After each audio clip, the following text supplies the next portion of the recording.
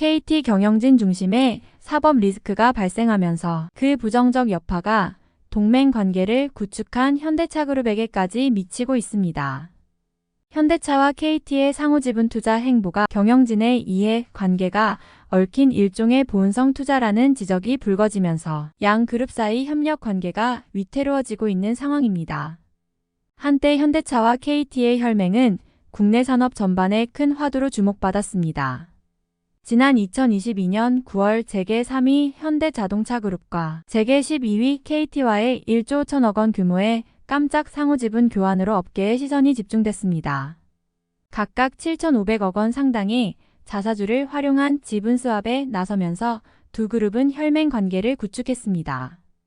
구체적으로 KT는 현대차 1.0%와 현대모비스 1.5%의 지분을 갖고 현대차그룹이 같은 금액 상당의 KT 지분을 확보하는 방식이었습니다.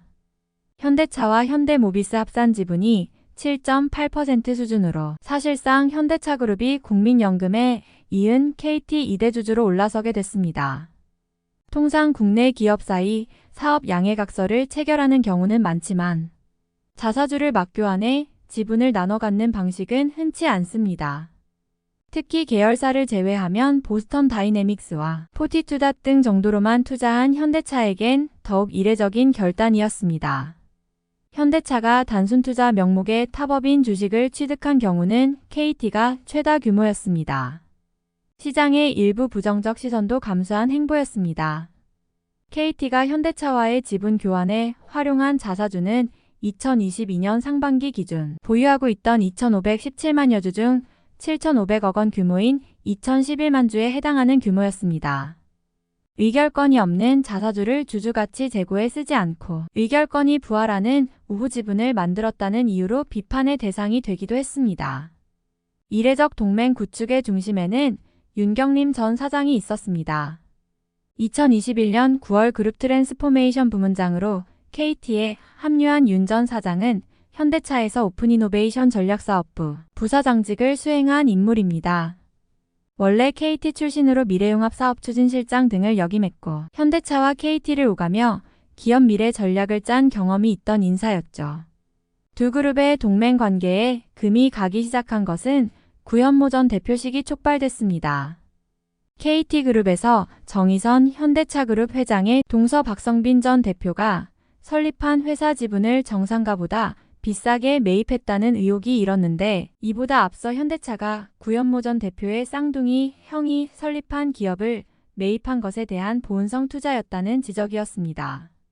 공교롭게도 KT와 현대차 사이 지분 교환이 있던 같은 시기인 2022년 9월 KT클라우드가 박 전 대표의 스파크에너소시 H 지분 100%를 207억 원 상당에 매입해 자회사로 편입했습니다. 이러한 배경 뒤에는 현대차가 구 전 대표형 구준모 대표의 회사 A플러그를 총 280억 원 이상 들여 2021년 인수한 행적이 숨어 있습니다. 에어플러그는 당시 적자에 허덕이던 기업이었기에 의아하다는 시장 반응도 잇따랐습니다. 결국 KT와 현대차 관련 경영진들의 이해관계에 따라 서로 본성 투자를 주고받으며 조단위 동맹 관계가 결성됐다는 지적입니다. 현재 검찰은 이 모든 과정에 윤경림 전 사장이 핵심 역할을 맡았다고 파악하고 있습니다.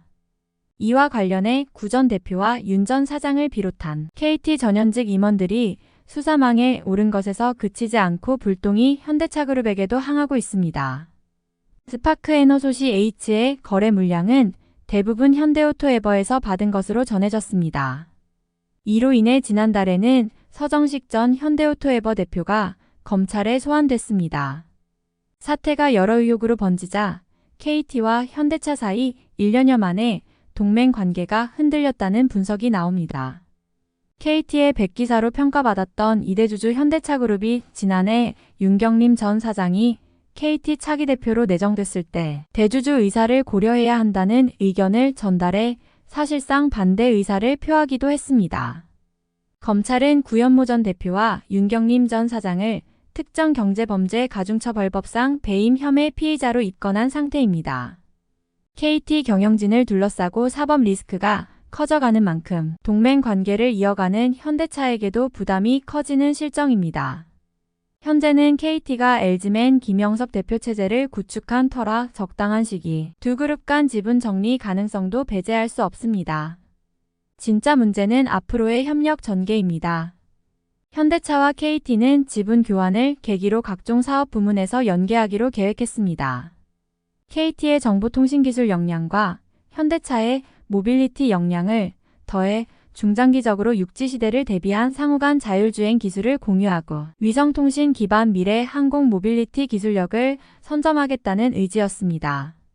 동맹 관계에 생긴 균열은 점점 커져가는 상황입니다. KT는 자동차 차량 내 인포테인먼트 등 커넥티드카 서비스를 그간 현대차와 협력해 왔는데 최근 주도권이 완전히 LGU+에게 넘어갔습니다. 현대차가 관련 커넥티드카 파트너로 KT가 아닌 LGU+를 삼아 현대차와 제네시스, 기아전 기종에 독점 공급하기로 한 것입니다.